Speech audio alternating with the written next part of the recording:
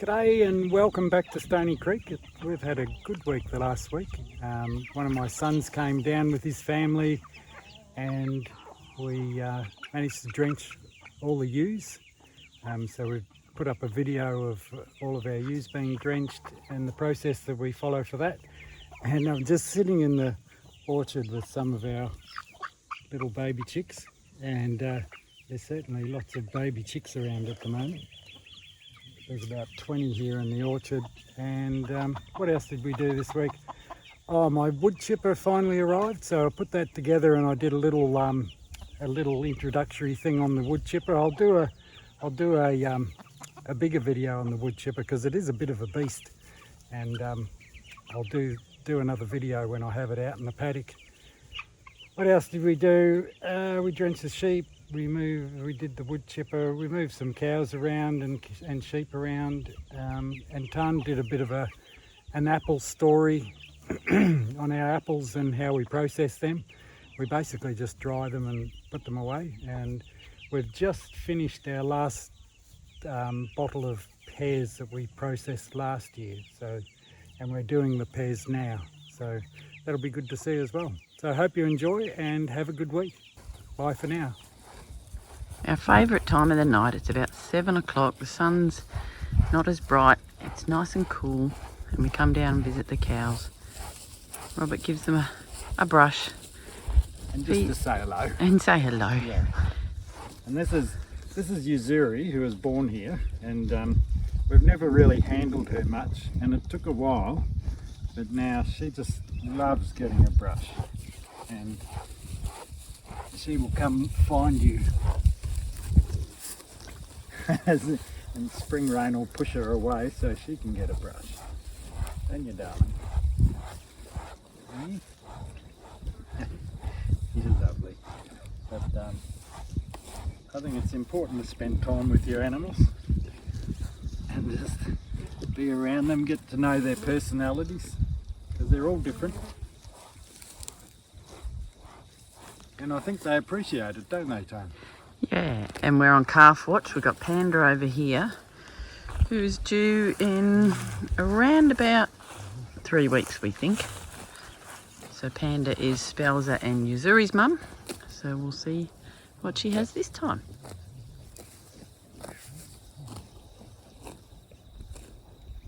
And there's little Valley View, having a drink.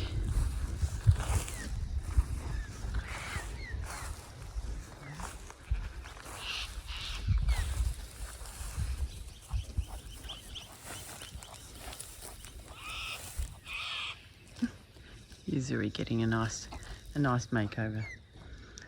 And green tag as always.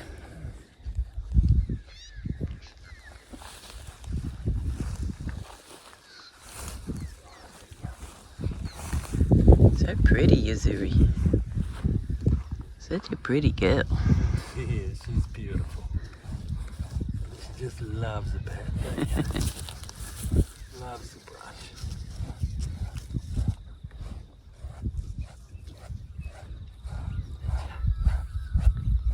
Look at Robert's lovely guards on his feet.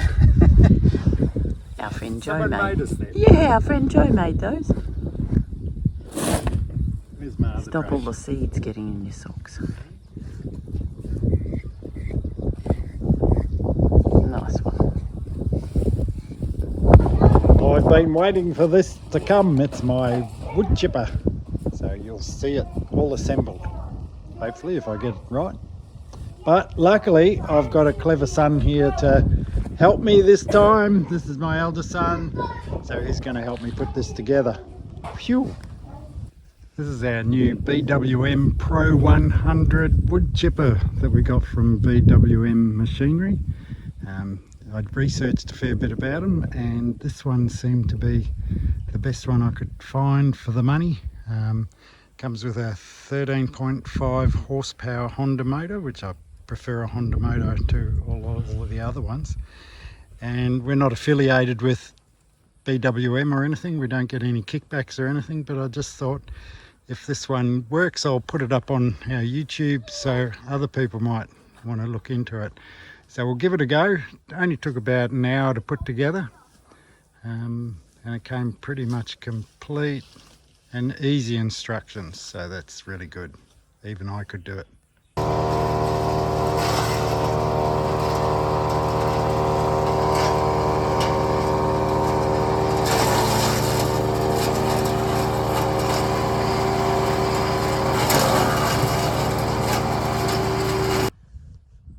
Well, that was an awesome exercise of wood chipping. We put through some new stuff that we just pruned off the fruit trees, some old trimmings that we had from the fruit trees, and some really big branches, well, up to about 80 mil or about 3 inches, and it just ate it up and spat it out. What a brilliant machine. I'm going to find a lot of use for this around the farm. There's piles of branches around trees that have fallen out during storms, as you can see up on the hill there. There's a pile, and around that tree over there's a pile, and all the trees in the home paddock have piles of wood around them just about, so we'll be able to make lots of mulch.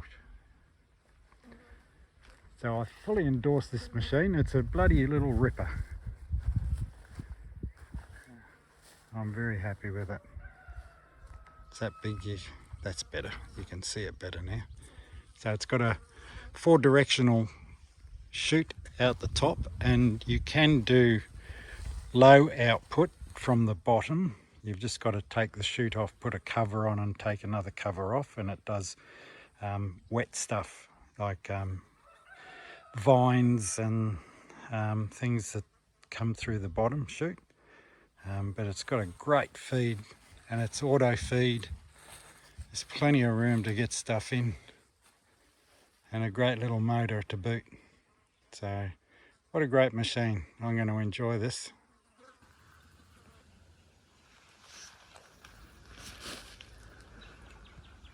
We're in the strawberry patch, and it's the 30th of January, so we're sort of midsummer, end of midsummer, and our strawberry patch is starting to slow down. We've got a few flowers still, but not as many. We're still getting lots of straws, but I think it's going to peter off now, and that's when the blackberries really start to show.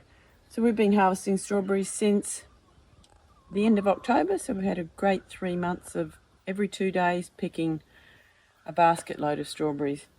And now the runners are starting to come up, and so I'll be starting to dig out some of the runners, put them in pots and water them and keep them growing over the winter, and then once spring comes I'll pop any new strawberry plants in, any daughters of the mums that have died off, because generally strawberry plants only last a couple of years, and I've put little signs on ones that I want to keep runners from, because they are the ones that produce the really good sized strawberries, these beautiful big leaves. There's a few leaves still growing, but yeah, we might get another 2 or 3 weeks hopefully of straws, but that's when we're starting to freeze some. I'm dehydrating them for the rest of the year when we don't have fresh strawberries.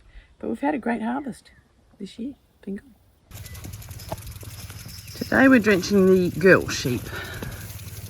We drenched all the boys, and now it's the girls' turn. So we're moving them from the front paddock through the middle to the home. Jake's here helping, and we get them all drenched so that we can stop them from succumbing to Barbers Pole.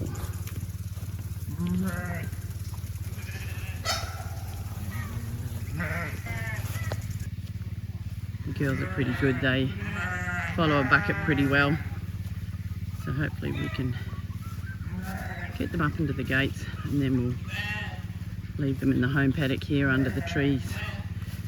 It's going to be a warm day today, and then we'll get them back with the cows tomorrow. So we'll continue getting these girls up, following Farmer Ronnie.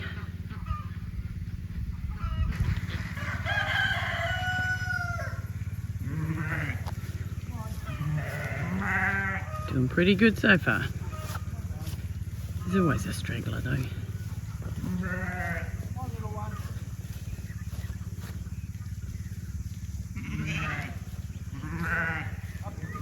pretty good setup up here with the gates that we used for the boys, and it's worked really well.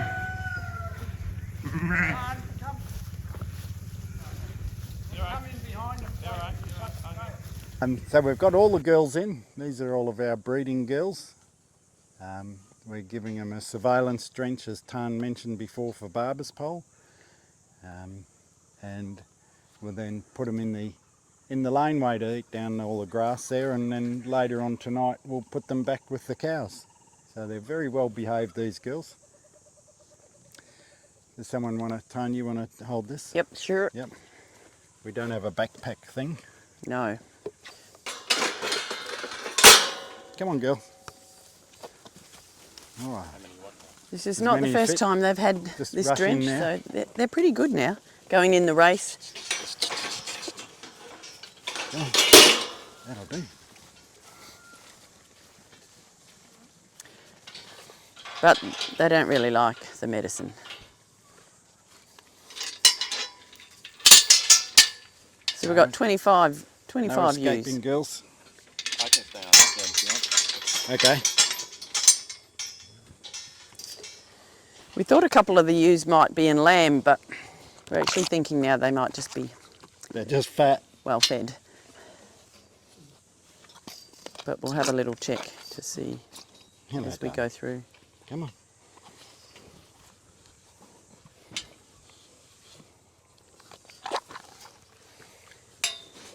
This one's got this baldy. Yeah. So you got a bit of... Bit of swelling around the jaw. Okay, girls. Often with the start of Barbers Pole, you'll see a little bit of swelling around the jaw. We might have showed that before. And one of the wethers that we did the other day, he was quite swollen, wasn't he? He was, yeah. But he's good now. He's come good, which is great.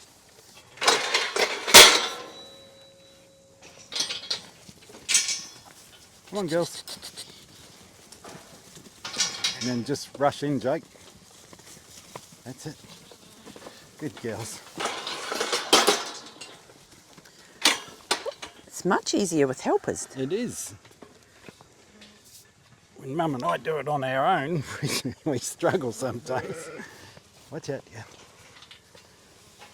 This one's lost a tag. It's only a tiny wee thing. Going the wrong way, girls. What number's that? 20. So anything with blue tags were born on Stony Creek in 2023, and the black tags were born last year in 24. All the other colours are ones that were here when we arrived. Yeah. Anxious to get a bit yourself, aren't you? Open up. She's done.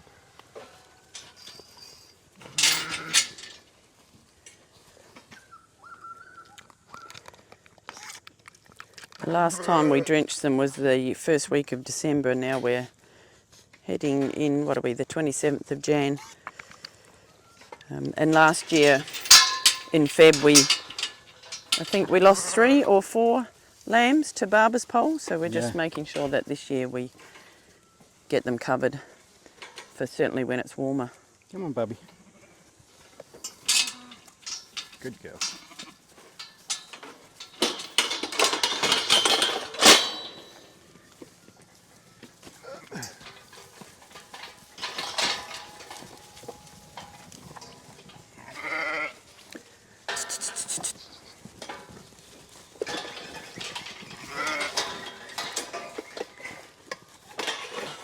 Sheep wrestling. Wrestling sheep, George.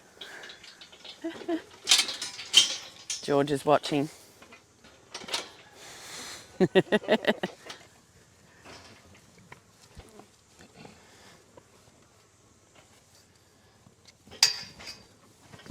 the wrong way.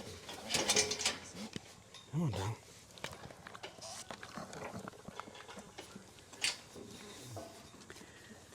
This is Belle. So he's one of Whiteface's.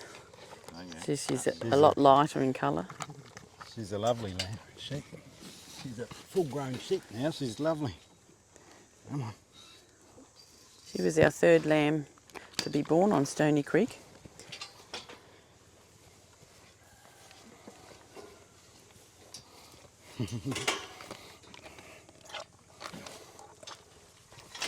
No bell. No bell. Got 'em all? No, Oh, There you they're go. standing on my foot. it's Belle. Hello, darling. You are a lovely sheep, aren't you? Good girl. Come on. Let's go, girls. Let's go, girls. Dun, dun, dun, dun, dun, dun. Who sings that? Shania Shania. Twain. Yeah.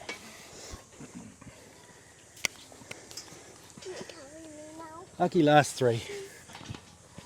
Come on. You want to go all the way back, don't you? Oh, it's difficult. There you go. Hello, Mum.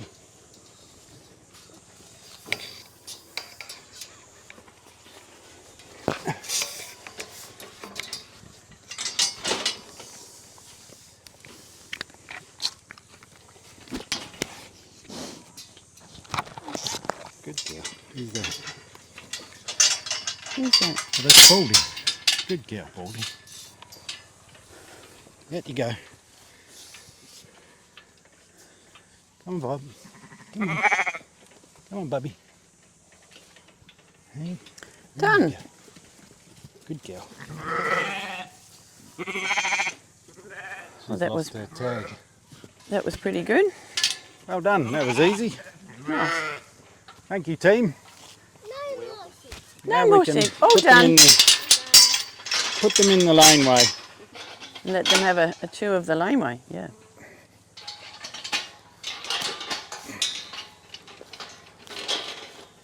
And the idea of putting them in the laneway is that they, now that they've been drenched, we don't want their drenched poo going into the paddock, which may affect the dung beetles.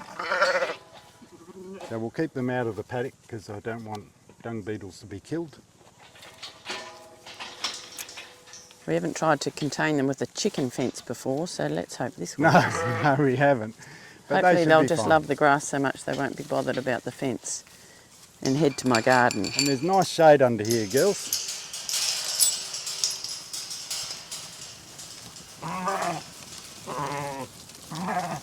Thank you, ladies.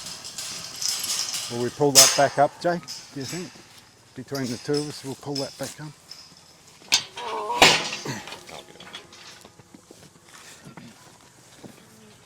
I think they'll be pretty happy in there. It's apple harvesting time. We've been doing lots and lots and lots. And these ones are the apples that are really nice to eat. So we're trying to eat as many as we can, give some away, but also been dehydrating these. Made some apple sauce this morning out of this tree here. This tree's not as sweet as this one, so better for probably sauces and dehydrating. It's still okay. And then we do have a Granny Smith, but that's not ready till sort of closer to April is what happened last year. But we'll show you how we dehydrate some of these apples. We'll show you how we do that. So this is our Granny Smith tree, which needs a really good prune. I have to chop all this off in winter time, but they won't be ready till a little bit later.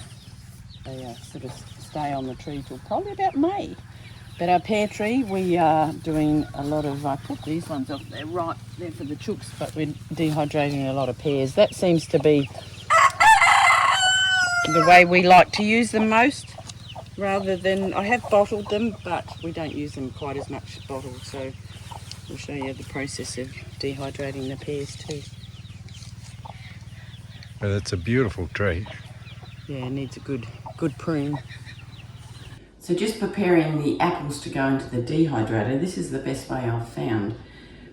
Last year I didn't use this machine. I had it, but I forgot I had it. But this is the best way.